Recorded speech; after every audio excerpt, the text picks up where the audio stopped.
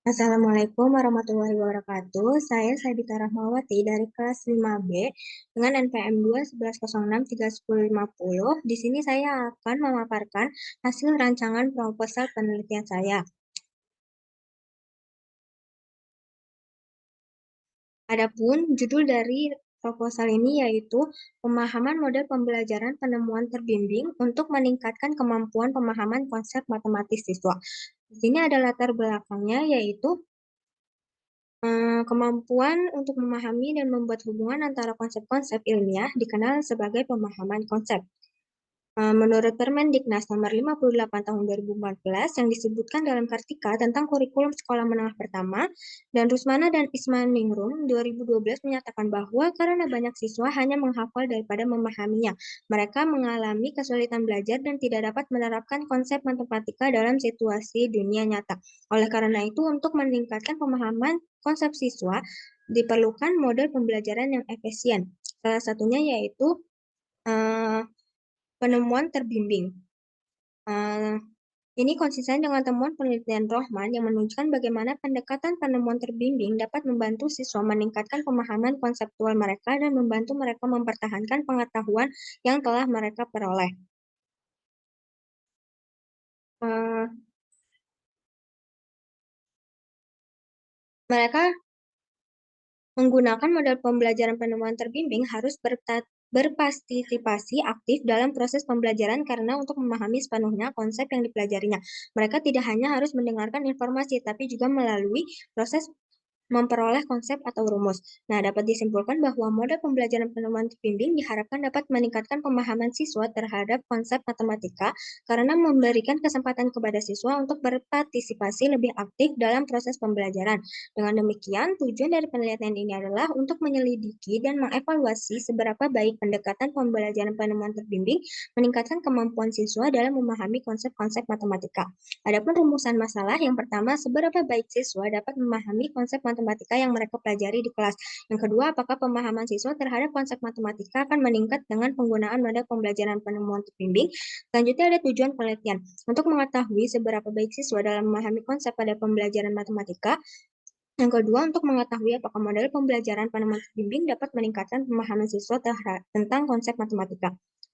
Selanjutnya ada manfaat penelitian. Yang pertama secara teoritis, yaitu penelitian ini diharapkan dapat memperdalam pemahaman tentang subjek yang diteliti, berfungsi sebagai dasar yang kuat untuk penelitian lebih lanjut, dan membantu dalam menciptakan model pembelajaran yang lebih baik yang dapat ditetapkan ke dalam proses belajar mengajar untuk membantu siswa memahami konsep matematika.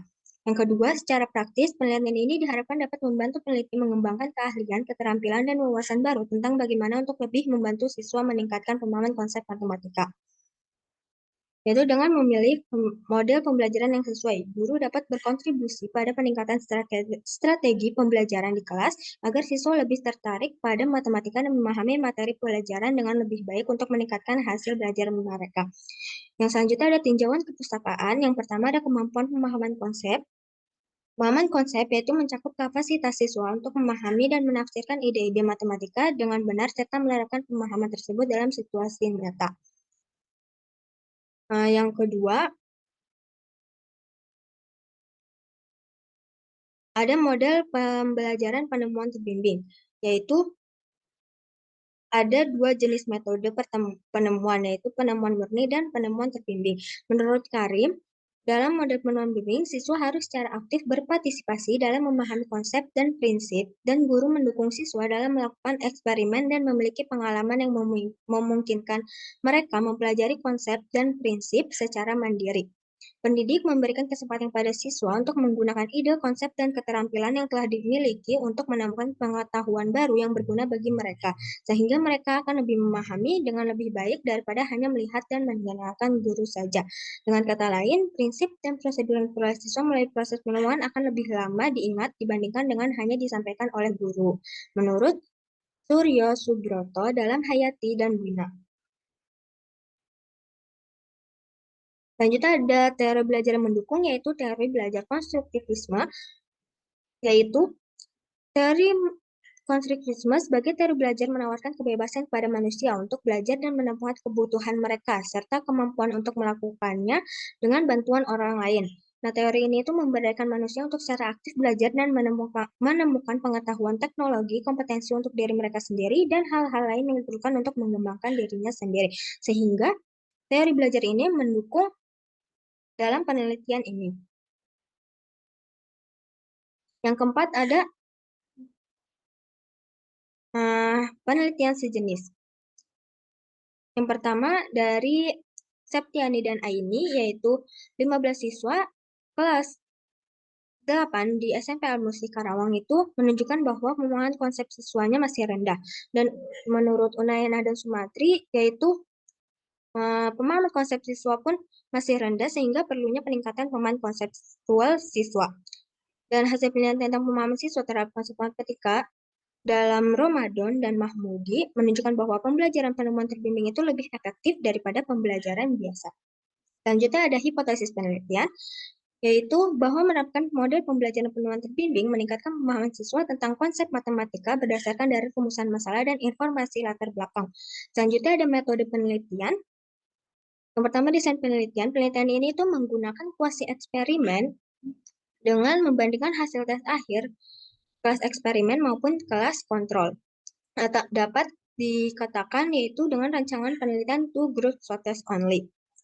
Dan untuk kelas kontrol menggunakan pembelajaran konvensional dan kelas eksperimen menggunakan mode pembelajaran penemuan terbimbing. Adapun populasi dan sampel, populasinya yaitu siswa kelas 7 SMP atau madrasah di salah satu sekolah Jakarta dengan pengambilan sampel secara persuasive sampling, yaitu memilih dua kelas, yang pertama sebagai kelas eksperimen dan kedua sebagai kelas kontrol. Yang ketiga, instrumen penelitian.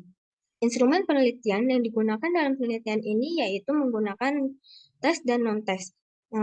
Untuk instrumen tes itu menggunakan soal tes uraian yang telah diuji validitasnya dan mengukur pemahaman konsep siswa. Selanjutnya ada teknik pengumpulan data, yaitu sebanyak 7 soal uraian yang berkaitan dengan materi aljabar digunakan sebagai teknik tes untuk mengumpulkan data dalam penelitian ini. Tujuannya dari diberikan tes yaitu tes diberikan setelah kelakuan, yaitu untuk mengukur pemahaman siswa tentang konsep matematika, baik dalam kelas eksperimen maupun kelas kontrol. Adapun pengolahan data, yaitu dapat diukur menggunakan rumus berikut, yaitu N sama dengan skor perolehan dibagi skor maksimal dikali 100%. Lalu akan diuji T, namun sebelum diuji T, kita akan menguji normalitas dan homogenitas. Selanjutnya ada jadwal penelitian, yaitu yang pertama menyusun proposal pada bulan pertama, menyusun instrumen pada bulan pertama, uji coba dan revisi instrumen pada bulan kedua, observasi pada bulan kedua, dan pemberian perlakuan pada bulan ketiga, pemberian